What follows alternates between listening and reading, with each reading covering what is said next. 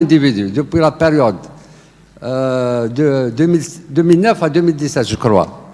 Je voudrais savoir quels sont les moyens utilisés pour avoir ces captures. Est-ce que vous avez utilisé des filets ou bien vous avez, c'est-à-dire capturé, vous avez bagué au nid, je ne sais pas. C'est ma question. Hein. La deuxième question, toujours pour Madame Aloul, en ce qui concerne les indications nécessaires que vous avez prises lors des opérations de bagages, vous avez mentionné uniquement le poids, le numéro de la bague et aussi le type de patte, gauche ou droite. Il y a d'autres informations, d'autres indications nécessaires. Par exemple, la longueur totale, la longueur à l'air, etc. La date, l'heure de bagage. C'est important. Et merci. D'autres questions? Alors, je m'adresse à l'équipe qui a travaillé sur le goéland, mais surtout sur le héron garde-bœuf, étant donné spécialiste du héron. Alors, vous avez dit à tout le monde, hein, à toute l'équipe, quoi. Vous avez dit que c'était la première fois que le héron garde-bœuf, enfin, du moins la colonie, pouvait nicher avec les grès de garzette, n'est-ce pas? Ça a été un de vos résultats. C'est ça, hein?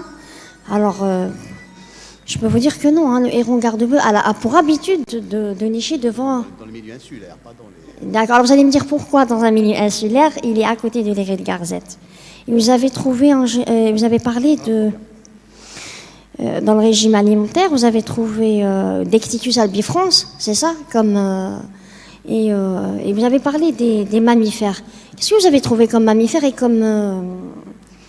oh là là, et comme grenouille, si vous voulez, comme espèce? Comme batracien, voilà. Qu'avez-vous trouvé comme batracien?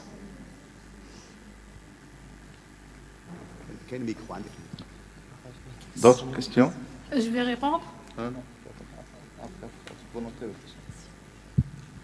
Ma question est destinée à Madame Balouche concernant qu'est-ce qu'elle a dit à propos du goéland locofé, que l'espèce elle est en plein essor alarmant. Madame, je vous pose la question. Selon vous, comment peut-on mettre en place un plan de gestion pour réguler l'espèce?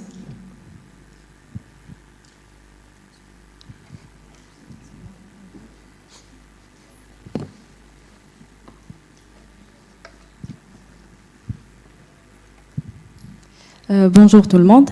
Ma question s'adresse à Madame Balouche qui a travaillé sur le bagage des goélands.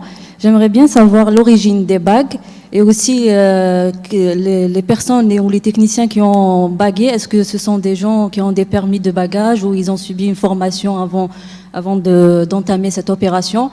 Et également, la même question, les techniques de captage. Est-ce que c'est par des filets ou autre? Merci.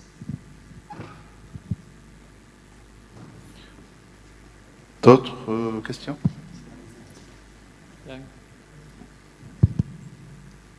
Merci. Alors, moi, ma question, elle s'adresse à Mademoiselle Bakour, qui a travaillé sur le régime alimentaire du héron garde-bœuf. C'est juste pour savoir, pour connaître certaines choses. Je voudrais savoir où avez-vous récolté les pelotes? Ça sera ma première question. Dans la deuxième question, vous dites, en terminant votre exposé, que les tétigonidés sont les plus appréciés par le héron garde-bœuf. Je voudrais savoir, c'est-à-dire comment est-ce que vous êtes arrivé à cette conclusion? Je vous remercie.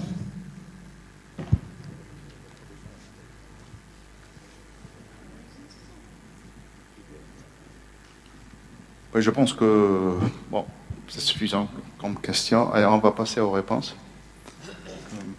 Chacun ce qui le concerne.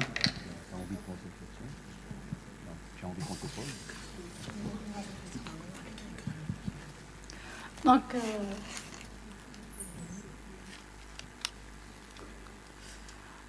commençons par l'autre. La colonie nicheur sur l'île, c'est pour la première fois en Algérie une colonie mixte du héron et des garzette sur l'île. On parle le lieu de nidification, pas les deux. On ne veut pas dire que les deux nichent ensemble. On parle de lieu de nidification, le milieu insulaire.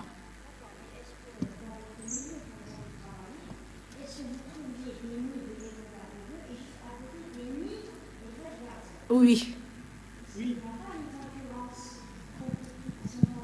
Non. Moi, j'ai travaillé sur le régime alimentaire et l'autre sur la reproduction.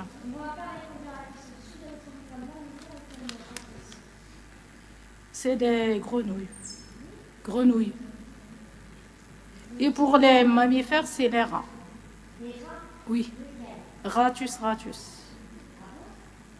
Bon, je préfère que vous continuez, et puis s'il y a donc vous pouvez continuer le débat plus tard. Donc vous répondez donc, aux autres questions pour gagner du temps. L'autre, c'est quoi? Donc pour les fréquences, pourquoi Titigonidés, c'est l'espèce pour la dame la plus consommée par le héron garde-bœuf selon la fréquence de l'espèce. Elle est plus élevée par rapport à d'autres. C'est la fréquence de l'espèce.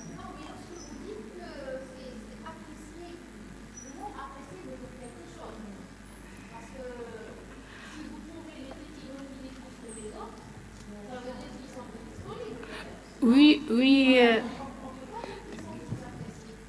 Si, puisqu'il y en a d'autres espèces, il a préféré de consommer Titigonidés sp, ça veut dire il a préféré telle espèce.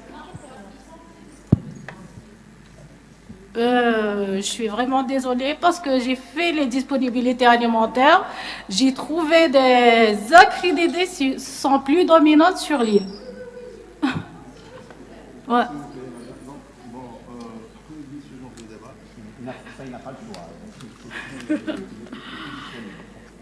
Alors pour l'échantillonnage, je laisse la parole pour Monsieur Ramaoui parce que c'est lui qui a fait l'échantillonnage. Pour la récolte des pôles de réjection, c'est moi qui a fait la récolte. Donc au-dessus des arbustes où se trouve la colonie, je trouve toujours des pelotes de réjection. J'ai ramassé et signalé la date de prélèvement.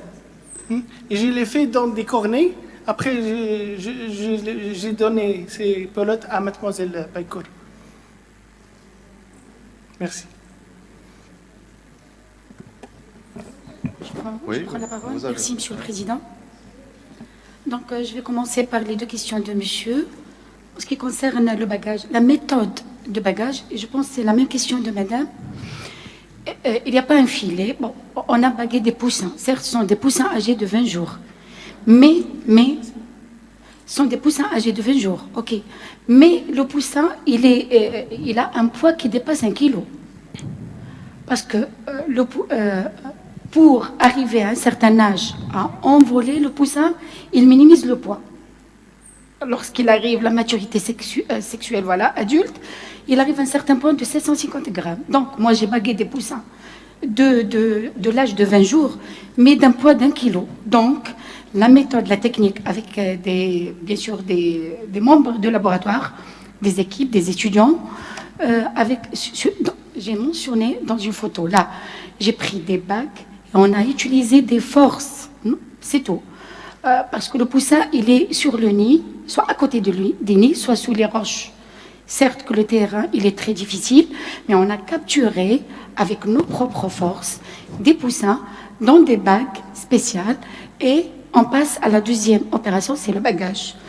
Pour la lecture, monsieur, j'ai pas pris le sens ou bien la position, la couleur pendant le bagage. Non, pendant le bagage, j'ai pris beaucoup de facteurs et beaucoup de paramètres. Le poids, l'envergure, le tête-bec, le tarse, la position, la couleur, le jour, l'heure, l'âge de poussin, l'îlot, la sortie. Donc, vraiment, c'est une base des données. Et avec des membres de notre laboratoire et des membres à l'extérieur, même des étrangers, on a fait vraiment une base des données.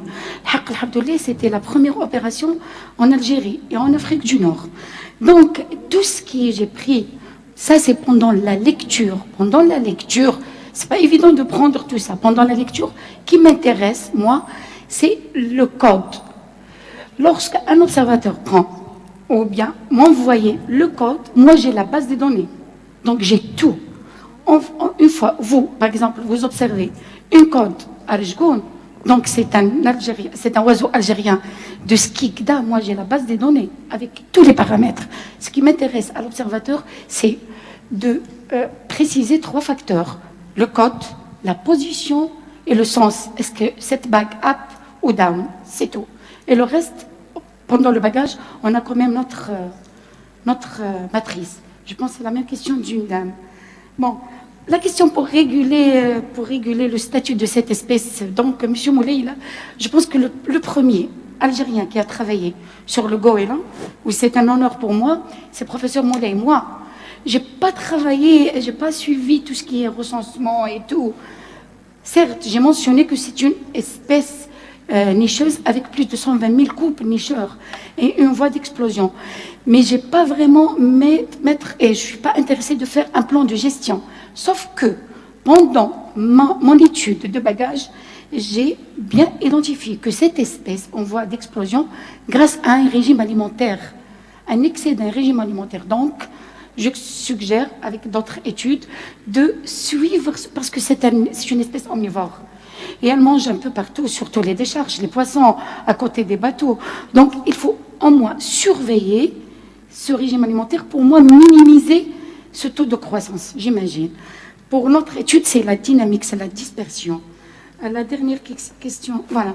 Une dame, elle a demandé l'origine des bacs. L'origine des bacs, bien sûr, on a demandé ça c'est malheureusement, la plupart des enseignants, tout à l'heure, ils ont mentionné beaucoup de contraintes de terrain. Malheureusement, on a l'effort, on a, alhamdoulilah, la capacité, on a les étudiants. Par contre, vraiment une déception, pas de matériel. Donc, j'étais obligée de demander des bagues de l'étranger. Grand salutation à Station biologique à la Tour du Vala, à Montpellier, Station biologique des Donana en Espagne. C'est eux qui m'ont donné ces bagues spécifiques qui portent un code alphanumérique commençant par la lettre A, ça veut dire c'est l'Algérie. Si je prends une bague, par exemple métallique F, peut-être la France, c'est ça. Et pour les techniciens, bien sûr, madame, ce ne sont pas des techniciens, impossible, c'est interdit, ce sont des étudiants de Master 2, mais formés, parce qu'on forme l'opération de bagage, et la plupart, je vous garantis que la plupart sont des chercheurs. Et je pense que c'est suffisant. J'ai répondu à mes questions. Merci, Monsieur le Président.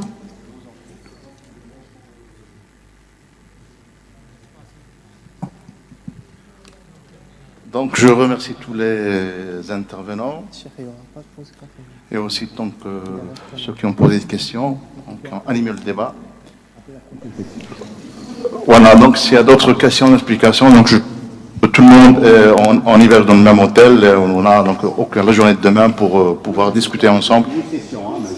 Ah, Mazel, une question? Oh, non, c'est pas vrai. Ah, maintenant? Non, c'est la dernière session. Oh, ça va pas? Oui, la session de demain, ok. Allez, merci pour tout le monde.